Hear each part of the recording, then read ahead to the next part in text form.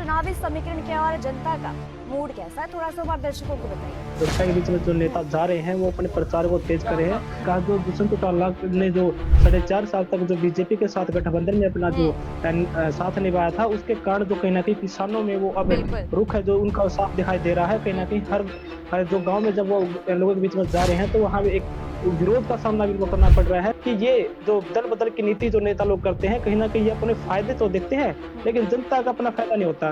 दुष्यंत चौटाला और रणजीत सिंह चौटाला बिल्कुल साथ नजर आ रहे हैं रानिया में। इस समय देखिए, सिरसा की बात करें तो सिरसा में इस बात से दोहराई नहीं है कि चौटाला का वर्चस्व रहा है। चौटाला से लोग आज भी प्रेम करते हैं।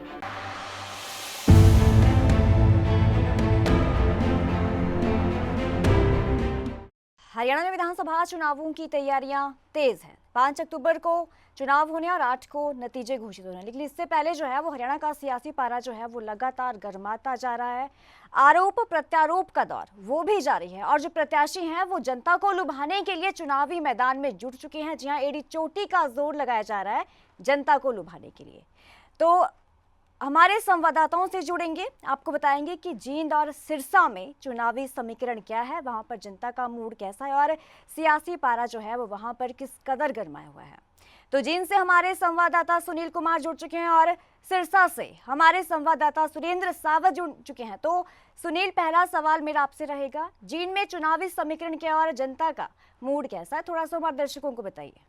जी सोनू जी, आपने सही कहा। जो चुनावी रण है उसमें जो बात की जाए, जो लोगों के बीच जनता के बीच में जो नेता जा रहे हैं वो अपने प्रचार को तेज करे हैं। और जहां बात की जाए जींद की, तो जींद क्षेत्र में 5 विधानसभा सीटें हैं और सबसे 2 हॉट सीट हरियाणा की अगर कही जाए तो 2 सीटें वो जींद क्षेत्र की ही हैं। एक सीट तो जी जुलाना की विधानसभा की है, जहां से 2 अंतर्राष्ट्रीय खिलाड़ी आमने सामने हैं। एक कांग्रेस ने अपने उम्मीदवार के रूप में विनेश फोगाट जी को मैदान में उतारा है, तो वहीं दूसरी तरफ आम आदमी पार्टी के नेता ने अपना उम्मीदवार है जो कविता दलाल जी को बनाया है। तो वहीं बात करें उचाना विधानसभा की, जहां से पूर्व डिप्टी सीएम दुष्यंत चौटाला जी यहाँ से किंग मेकर के रूप में आगे जाकर विधानसभा के अंदर ताला खोलने का काम चाबी ने किया था। ये 2 सीटें जीत की कहीं ना कहीं बहुत बड़ी हॉट सीट है और दोनों सीटों पर कड़ा मुकाबला देखने को मिल रहा है। पहले हम बात कर लेते हैं, दुष्यंत चौटाला का जो है वो किसान विरोध भी कर रहे हैं, तो क्या लगता है कितना डिफिकल्टीज है वहां पे उनके लिए? जी बिल्कुल, आपने सही कहा। जो दुष्यंत चौटाला ने जो 4.5 साल तक जो बीजेपी के साथ गठबंधन में अपना जो साथ निभाया था, उसके कारण जो कहीं ना कहीं किसानों में वो अब रुख है जो उनका साफ दिखाई दे रहा है। कहीं ना कहीं हर जो गांव में जब वो लोगों के बीच में जा रहे हैं तो वहां एक विरोध का सामना भी उनको करना पड़ रहा है। किसान है जो अपनी बात को रख रहे हैं कि जब किसान आंदोलन चला हुआ था तब आप हमारे बीच में क्यों नहीं आए, तब आपने हमारा साथ क्यों नहीं दिया। आप अगर इलेक्शन आ चुका है तो आप अपने उन बातों को भूल चुके हैं और दोबारा से फिर जनता को अपनी ओर लुभाने का काम कर रहे हैं। लेकिन कहीं ना कहीं दुष्यंत चौटाला भी इस बात को एक्सेप्ट कर रहे हैं कि जो गलती हमसे विधानसभा चुनाव में गठबंधन को लेकर हुई थी उसका सजा हमारे को लोगों ने लोकसभा चुनाव में दे दी है। और कहीं ना कहीं आप दोबारा वो जनता से अपील कर रहे हैं कि आप उन पुरानी बातों को भूलकर दोबारा फिर से उसी अंदाज में जज्बा के साथ चुनाव लड़ने का काम करें और पार्टी को उचाना की जनता दुष्यंत चौटाला को समर्थन देगी जिस तरीके से उनका विरोध वहां पे हो रहा है? जी, आप बात की जाए उचाना विधानसभा की, तो उचाना विधानसभा के अंदर फिलहाल ऐसा कुछ दिखाई नहीं दे रहा है कि जजपा को वोट है जो वो अपना दोबारा फिर से अपना नेता बनाएंगे, क्योंकि लोगों के अंदर अभी भी वही अंदर जो राज है, जो किसान आंदोलन में जो 750 किसानों ने अपनी शहादत दी थी, उसको लेकर कहीं ना कहीं आज टीस है। और वो टीस साफ तौर पर लोगों के सामने बाहर आ रही है। किसान जब नेता लोग उन लोगों के बीच में जाते हैं तो वो अपने उस बात को नेताओं के सामने रखते हैं। और उचाना हल्के के एक गांव में ये बात देखने को मिली है कि जब दुष्यंत चौटाला जी लोगों के बीच में गए हैं तो उनको वहां पर विरोध का सामना करना पड़ रहा है। और जहां बात की जाए उचाना विधानसभा की, तो अब की बार जो वहां से युवा चेहरा जो बीजेपी के देवेंद्र त्रिजी जी हैं, उनको बीजेपी ने अपना उम्मीदवार बना हुआ है। और वहां से कांग्रेस के जो उम्मीदवार वीरेंद्र सिंह के जो बेटे हैं ब्रजेंद्र सिंह, जो पूर्व सांसद थे, उनको कांग्रेस ने अपना उम्मीदवार बनाया है। तो जहां बात की जाए तो जो कांग्रेस की अगर बात की जाए तो उनके जो एक राजनीतिक गढ़ वहां पर रहा है, उनका पारिवारिक खानदान की बात की जाए तो पर्सनली वोट बैंक उनका माना जाता है। लेकिन कहीं ना कहीं अब की बार जनता ये बात भी समझने लग रही है, वोटर जागरूक हो चुके हैं कि ये जो दल बदल की नीति जो नेता लोग करते हैं, कहीं ना कहीं ये अपने फायदे तो देखते हैं लेकिन जनता का अपना फायदा नहीं होता। कभी कांग्रेस में चले जाते हैं, कभी बीजेपी में चले जाते हैं, फिर उनको ये लगता है कि अब बीजेपी की हवा ठीक नहीं है, दूसरे सतर पर जा रही है, तो फिर कांग्रेस में आ जाते हैं। ऐसे में दल बदल की नीति उचाने के अंदर बनी हुई है, लेकिन लोगों ने कहीं ना कहीं अब की बार मूड कुछ और बनाया हुआ है। जनता ये चाहती है कि हमारा उम्मीदवार ऐसा हो जो हमारे बीच में रहकर हमारे जनता का काम कर सके। और फिलहाल जो आज की स्थिति है वो वहां से बीजेपी का जो देवेंद्र अत्री जी है वो कहीं ना कहीं आज लीड बनाए हुए हैं, क्योंकि जो जजपा की और कांग्रेस का जो वोट बैंक है वो एक विशेष जाटलैंड का ही वोट माना जाता है, क्योंकि एक ये वहां से सीट है और जाटलैंड वहां पर मजबूत वहां पर खड़े हैं जाटों की। और बात की जाए तो बीजेपी की वो एक साइलेंट वोट है। अगर साइलेंट वोट अपना काम अच्छी तरीके से कर पाता है तो कहीं ना कहीं ये कहने में कोई बड़ी बात नहीं होगी कि बीजेपी दोबारा फिर से तीसरी बार फिर से हरियाणा में कमल का फूल जी, खिला सकती देवेंद्र है। अत्री की आपने लेकिन बात की, यहाँ पे देवेंद्र अत्री को भी काफी जन समर्थन मिल रहा है हालांकि, और उनको लड्डुओं से भी तोला जा रहा है, जैसे कि तस्वीरें सामने आती रहती हैं। तो क्या कुछ कहेंगे, देवेंद्र अत्री के सामने कहाँ कांटे की टक्कर है? कांटे के चक्कर की बात की जाए तो जनता की बार जो चाणा का चुनाव है वो बीजेपी वाइज निर्दलीय में होता हुआ दिखाई दे रहा है, क्योंकि कहीं ना कहीं निर्दलीय भी वहां से मजबूत स्थिति में है। और जहां बात की जाए निर्दलीय की, तो निर्दलीय ने अब की बार एक ऐसा मजबूत संगठन आपसी एक दाव ऐसा खेला हुआ है कि जो लोग बड़े घराने से अपनी राजनीति करते हैं, जो अपनी सीट को वहीं रखते हैं, उनको अब की बार कहीं ना कहीं जो हार का जो उनको सामना दिखाना है और ऐसे एक युवा चेहरे को सामने लाना है कि जो यहाँ का विकास करा सके। लेकिन अभी चुनाव होने में 10 से 12 दिन का टाइम पेंडिंग है और 5 तारीख को वोटिंग होगी, लेकिन अभी समीकरण और बदलेंगे और क्या हवा बदलेगी वो देखने वाली बात होगी। जी सुरेंद्र, अगला सवाल आपसे, कैसा है चुनावी हवा का रुख सिरसा में, थोड़ा सा दर्शकों को बताइए।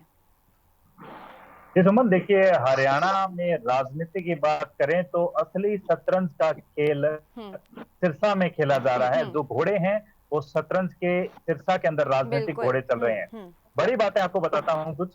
जिस तरीके से एक सप्ताह पहले एनएलओ का गठबंधन होता है हरियाणा लोकहित पार्टी से, जो गोपाल कांडा की पार्टी थी और धुर विरोधी रहे हैं। हालांकि नेशनल मीडिया में भी वो काफी चर्चा में रहे हैं विरोधियों के तौर पर। इसके बाद एक गठबंधन और होता है आजाद समाज पार्टी और दुष्यंत चौटाला का, उसका भी लगातार दौरा है। चंद्रशेखर आजाद जो लगातार सिरसा के अंदर आ रहे हैं, कल रोड शो भी निकाला था। और उनका गठबंधन होता है चौधरी रणजीत सिंह चौटाला के साथ, जो निर्दलीय पहले चुनाव जीते थे और हरियाणा सरकार में कैबिनेट में मिनिस्टर रहे थे। लेकिन उसके बाद दिग्विजय और दुष्यंत चौटाला और रणजीत सिंह चौटाला बिल्कुल साथ नजर आ रहे हैं रानिया में। और रानिया की बात करें तो रानिया में उनके सामने जिनको लीड भी अच्छी मिल रही है और लोगों से जिस तरीके से बात हुई है वो लीड भी कर रहे हैं, उनके सामने दुष्यंत चौटाला, रणजीत सिंह चौटाला के ही पोते अभय सिंह चौटाला के लड़के अर्जुन सिंह चौटाला। बिल्कुल ये रानिया की बात होती है। चौटाला जो क्षेत्र है, एक गांव है, उस गांव के लगभग 6 उम्मीदवार हैं जो सिरसा की 5 विधानसभाओं में लड़ रहे हैं। डबवाली की बात करते हैं, एक ही गांव के 3 लोग, तीनों ही एक ही परिवार के सिहाग गोत्र से हैं, तीनों चौटाला परिवार से हैं, ताऊ देवीलाल के लेगेसी के साथ चल रहे हैं, लेकिन तीनों अलग अलग पार्टी से है। दिग्विजय चौटाला है जननायक जनता पार्टी से, आदित्य चौटाला है इंडियन नेशनल लोकदल पार्टी से, और अमित सिहाग जो पहले डबवाली के विधायक भी रहे हैं वो डबवाली से चुनाव लड़ रहे हैं और आमने सामने लड़ रहे हैं एक दूसरे पर। प्रत्यारोप भी उनका चल रहा है। इसके बाद बात करते हैं एलनाबाद विधानसभा की, जहां अभय सिंह चौटाला पहले विधायक थे, उन्होंने किसान आंदोलन में इस्तीफा दिया, दोबारा से चुनाव लड़े और दोबारा जीत के आए, लेकिन अब फिर चुनावी मैदान में है। और यहाँ पर भी एक खेला होता है, शतरंज की गेम चलती है। जो उनके सामने पहले बीजेपी से चुनाव लड़े, भारत के प्रधानमंत्री नरेंद्र मोदी उनके लिए वोट मांगने के लिए पिछले चुनाव में यहाँ पर आए थे, और पिछली बार उन्होंने कांग्रेस ज्वाइन किया। कांग्रेस में बाई इलेक्शन में वो कांग्रेस की सीट पर चुनाव लड़े, लेकिन अभय सिंह चौटाला और जो उनके साथी रहे हैं वो आमने सामने होने के बजाय बिल्कुल एक साथ आ चुके हैं। पिछले 3 दिन पहले उनकी एक डिनर स्ट्रेटेजी होती है और वो अब साथ नजर आ रहे हैं। 4 सीटों की बात, चौथी सीट आती है कालांवाली की। कालांवाली सीट है, पंजाब के बॉर्डर पर लगती है और पंजाब के बड़े नेता है। चाहे अकालियों की बात करें, चाहे वहां पर बात करें कांग्रेस की, तो राजा वड़िंग भी पिछले दिनों लगातार डबवाली और कालांवाली के अंदर आ रहे हैं। राजनीतिक यहाँ पर गलियारें बहुत गर्म है, हालांकि तापमान में भी गर्मी है, लेकिन राजनीतिक गलियारों की गर्मी इससे ज्यादा बढ़ रही है। सबसे हॉट सीट है सिरसा शहर की, सिरसा सीट है विधानसभा की। सिरसा के अंदर गोपाल कांडा के सामने चुनाव लड़ रहे हैं गोकुल सेतिया। हम्म। गोकुल सेतिया जो पहले निर्दलीय चुनाव लड़ रहे थे, जिसका एनएलओ को समर्थन था पिछले चुनाव में, लेकिन इस बार उन्होंने कुछ दिन पहले ही कांग्रेस ज्वाइन की है। उन्हें लग रहा था कि कांग्रेस का हरियाणा के अंदर माहौल है और अब कांग्रेस की टिकट पर चुनाव लड़ रहे हैं सिरसा से। आमने सामने की टक्कर है, घर आमने सामने है, बिल्कुल पड़ोसी हैं, लेकिन राजनीतिक इतनी ज्यादा आपस में लांछन लग रहे हैं एक दूसरे पर। तो गोपाल कांडा का समर्थन कर रहे हैं अभय सिंह चौटाला, जो एनएलओ के हैं, बड़े नेता हैं। वो देखिए पहले रणजीत जो सिंह गोकुल चौटाला सेतिया को भी ये समर्थन कर रहे कहीं थे, ना कहीं कह रहे हैं कि उनका जो मुकाबला है वो कांग्रेस जो प्रत्याशी है उनके साथ है, बाकी कोई उन्हें नहीं लगता कि जो चुनावी मैदान में है वो उनकी टक्कर में है। जी बिल्कुल, रानिया की बात बताता हूँ आपको। रानिया दर्शकों को भी बताना चाहेंगे, रानिया के अंदर कांग्रेस के प्रत्याशी हैं सर्वमित्र कंबोज, जो पहले पत्रकार रहे हैं और अभी कुछ समय पहले ही उन्होंने कांग्रेस ज्वाइन की थी। हालांकि कांग्रेस के 17 लोग थे जिन्होंने अपने नामांकन अपने कांग्रेस आलाकमान को भेजे थे, जिसमें से सर्वमित्र को टिकट दी गई थी। टिकट मिलना भी एक बड़ी बात थी। हालांकि बगावत आज भी जारी है, जो अंदर कलह है जो रानिया विधानसभा के, क्योंकि कई बड़े ऐसे चेहरे हैं जो लगातार रानिया में पहले चुनाव प्रचार कर रहे थे, लेकिन अब वो साइलेंट बैठ चुके हैं, उनका कोई नहीं है। और दूसरी बड़ी बात, रानिया विधानसभा के अंदर कंबोज बिरादरी के वोट बहुत अच्छे हैं और कंबोज होने का फायदा शायद तक सर्वमित्र को भी मिल रहा है। लेकिन उसी के अलावा शिषपाल कंबोज है जिनको भारतीय जनता पार्टी ने टिकट दी है, तो वो वोट भी डाइवर्ट होंगे। तो यह कहना साफ नहीं होगा, सही नहीं होगा। हालांकि कांग्रेस अभी अपर हैंड है, लेकिन कांग्रेस की और रणजीत सिंह चौटाला की टक्कर यदि आमने सामने की है तो यह कहना मुझे लगता है सही नहीं होगा। और जिस तरीके से हमने लोगों से बात की है, सामने की टक्कर नहीं है। टक्कर यहाँ पर नजर आ रही है दादा पोते की। चौधरी रणजीत सिंह चौटाला के सामने अर्जुन चौटाला हैं, इंडियन नेशनल लोकदल के हैं। उनकी जिस तरीके से चुनावी प्रचार में हम भी जा रहे हैं, लगातार लोगों से बातचीत कर रहे हैं, तो इन दोनों की टक्कर नजर आ रही है। बात की है, मैं आपसे यहाँ ये भी जानना चाहूंगी कि जनता का चुनावी मूड कैसा है और कैसी सरकार जनता चाहती है। जी सुमन, देखिए सिरसा की बात करें तो सिरसा में इस बात से दोहराई नहीं है कि चौटाला का वर्चस्व रहा है। चौटाला से लोग आज भी प्रेम करते हैं। पूरे हरियाणा के अंदर एनएलओ का कहीं पर भी विधानसभा के अंदर सीट नहीं थी, लेकिन इलाहाबाद ने फिर भी उनको विधानसभा में पहुंचाया था। और आज भी चौटाला परिवार से जो भी चुनाव लड़ रहा है वो कहीं ना कहीं या तो पहले नंबर पर है या दूसरे नंबर पे नजर आ रहा है। सिरसा की बात करते हैं, सिरसा के अंदर हालांकि चौटाला परिवार का कोई नहीं है, लेकिन जितनी भी बाकी 3 विधानसभा है, जनरल विधानसभाएं हैं, एक कालांवाली को छोड़ दी जाए तो तीनों जगह पर चौटाला परिवार के चुनाव लड़ रहे हैं। और आपस में या तो उनके परिवार में टक्कर है या फिर वो चौटाला परिवार से ही एक अपर हैंड नजर आ रहे हैं। जी सुनील, आपसे पूछना चाहूंगी कि जींद में जो जनता का मूड है वो कैसा है और जनता किसकी सरकार चाहती है? जो सरकार ने विकास कार्य करवाए हैं, क्या जनता उससे खुश है?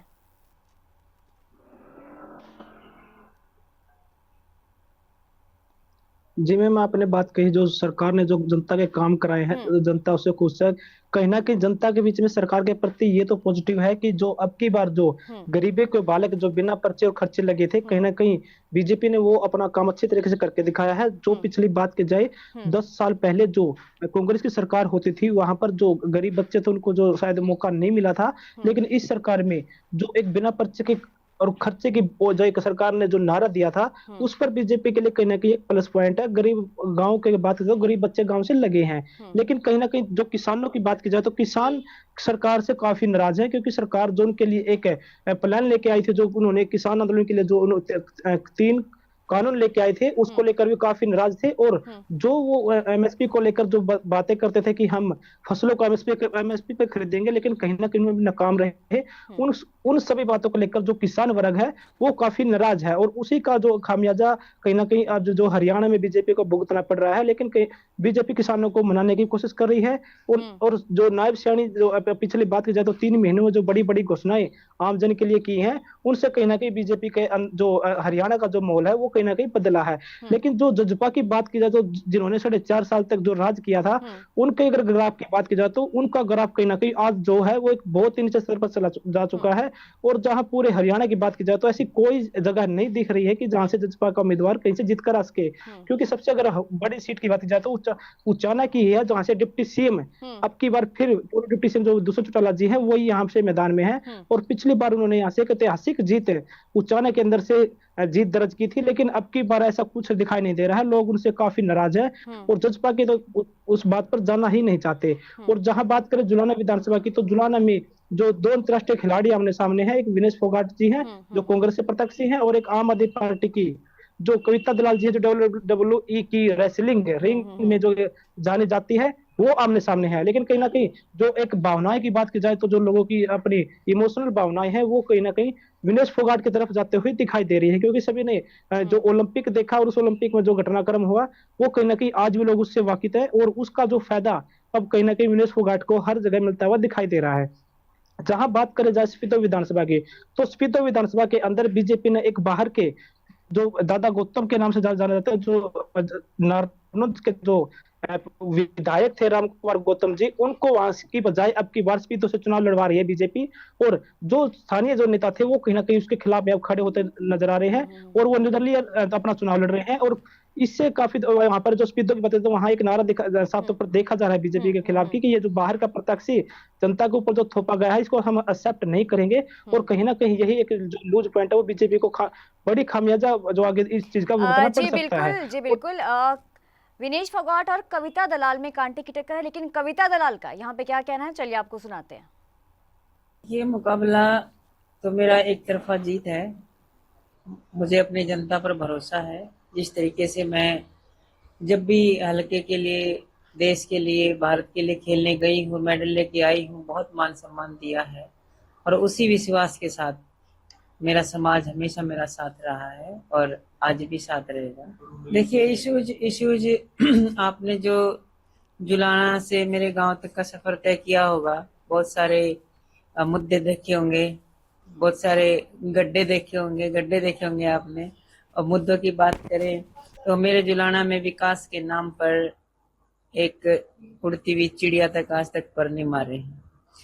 यहाँ पे ना तो स्कूल हैं, उनकी हालत अगर आप देखें तो उनसे बदतर कुछ हो नहीं सकता। ना हमारे यहाँ अच्छे अस्पताल हैं, ना हमारे यहाँ कोई मोहल्ला क्लिनिक या इस तरीके की व्यवस्थाएं हो, महिलाओं के मान सम्मान की कोई बात हो, स्टेडियम हो, कोई इंस्टीट्यूट हो, कोई इंडस्ट्री हो, किसी भी तरीके का विकास मेरे जुलाना के लोगों ने आज तक शायद देखा नहीं है। वही सारे मेरे मुद्दे हैं। मैं भी चाहती हूँ कि आम आदमी पार्टी की जो विचारधारा है और जो विकास उन्होंने पंजाब में किए हैं और जो दिल्ली में किए हैं वो हरियाणा के लोगों को भी उसका फायदा मिले। देखिए वो एक कांग्रेस की कैंडिडेट हैं, वो कांग्रेस की एक अलग विचारधारा है, आम आदमी पार्टी की एक अलग विचारधारा है। ये विचारधाराओं की लड़ाई है।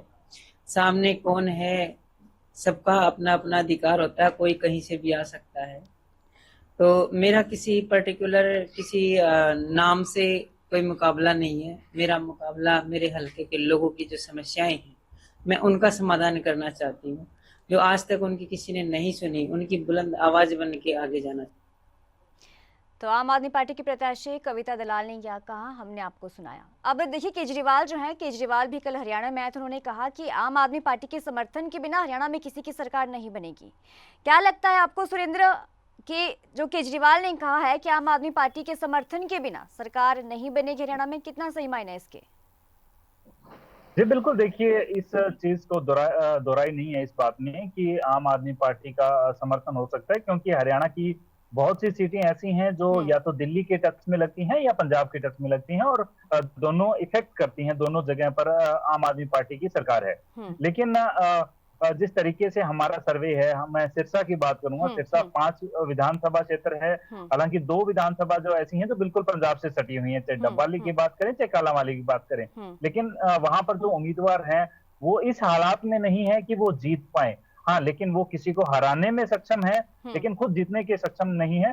तो बिना विधायक के सरकार बनाना वो एक बड़ा सवाल है। लेकिन इफेक्टिव जरूर रहेगा। आम आदमी पार्टी का वोट बैंक भी है हरियाणा के अंदर, जो पंजाब या दिल्ली से बॉर्डर में लगते हैं, वोट बैंक जरूर है। वो किसी भी विधायक को खराब जरूर कर सकते हैं, लेकिन सरकार की हिस्सेदारी यह एक डाउटफुल सा सवाल है। जी, बात करते हैं कांग्रेस और भाजपा के मैनिफेस्टो की। तो अभय चौटाला कह रहे हैं कि ये सिर्फ झूठ का पुलिंदा है, क्या कहेंगे? क्या जी बिल्कुल। देखिए कल इलाहाबाद में लगातार अभय सिंह चौटाला घूम रहे हैं, हमारी बातचीत भी हुई है, हमारे दर्शकों को हमने दिखाया भी।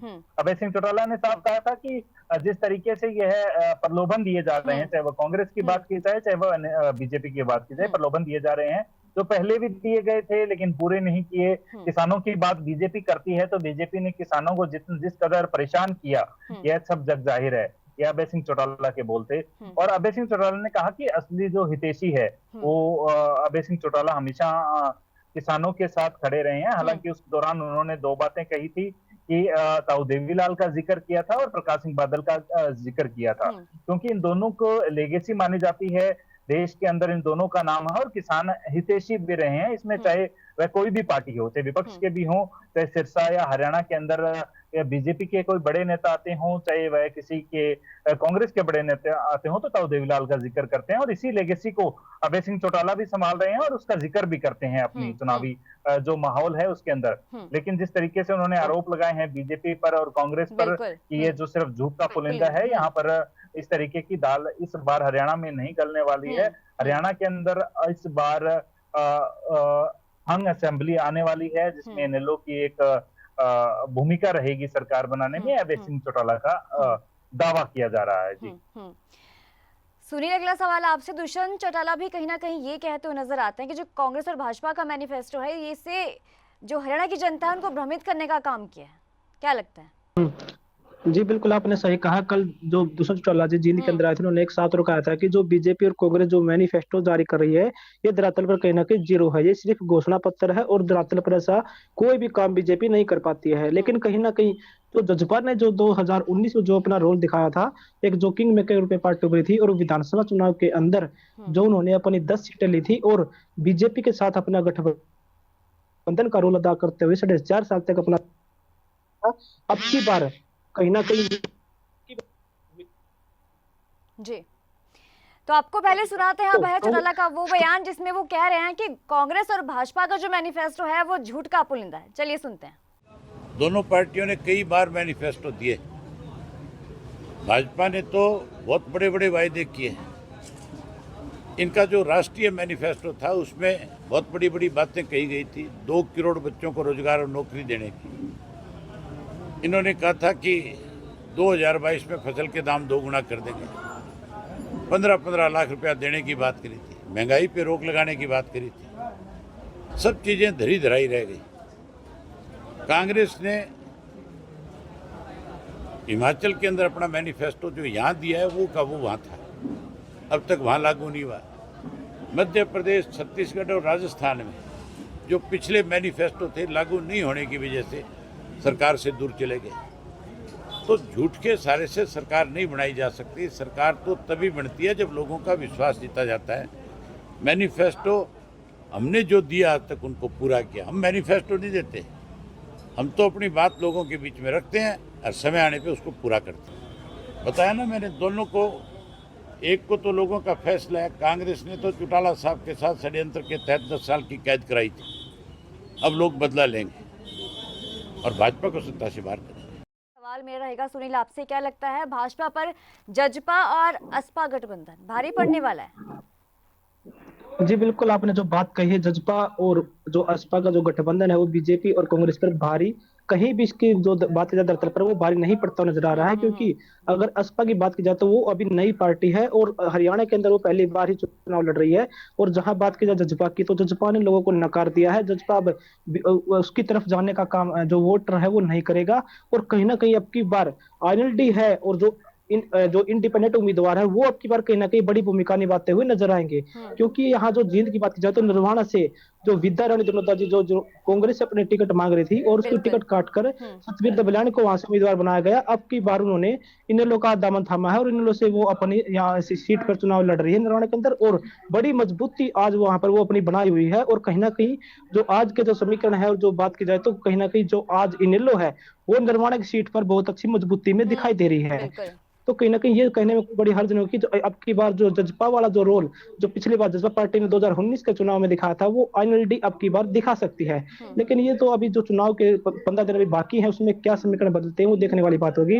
लेकिन जजपा और असपा का जो गठबंधन है वो कहीं भी हरियाणा के अंदर उनका कोई असर ज्यादा बड़ा दिखाई नहीं दे रहा है, क्योंकि यहीं से बसपा पार्टी भी है और बसपा पार्टी की अगर बात की जाए तो यहाँ से जो काफी पुरानी पार्टी रही है और उसका एक अच्छा अपना जो वोट बैंक है वो होता है, और पार्टी वो चाहती है कि हमारा वोट बैंक है वो ऐसे ही बना रहे। जो अब की बार जो लोकसभा चुनाव हुए थे, अगर बीजेपी और कांग्रेस को छोड़ दिया जाए तो तीसरे नंबर पर कहीं ना कहीं जो बसपा का वोट बैंक था वो एक उभर कर सामने आया था। तो इसमें दे बड़ी बात है कि जो अब की बार जो विधानसभा चुनाव है उसमें फिर से जो बसपा अपना वोट बैंक है वो देखने वाली बात होगी। क्या अब की बार भी बसपा का जो वोट बैंक है वो बसपा की तरफ जाएगा या फिर जो हरियाणा के अंदर एक नई गठबंधन के साथ असपा पार्टी जो जिसके सुप्रीमो चंद्रशेखर रावण जी हैं वो जो अभी हरियाणा के दौरे कर रहे हैं, क्या उससे कितना असर जो एक बात की जाए जो ग्रामीण के अंदर जो ऐसी वोट बैंक है उस पर वो कितना दिखाई देगा ये देखने वाली बात होगी। लेकिन जजपा की जो वोट की बात की जाए तो जजपा का वोट है वो कहीं ना कहीं अब कांग्रेस की तरफ जाता हुआ नजर आ रहा है, और जो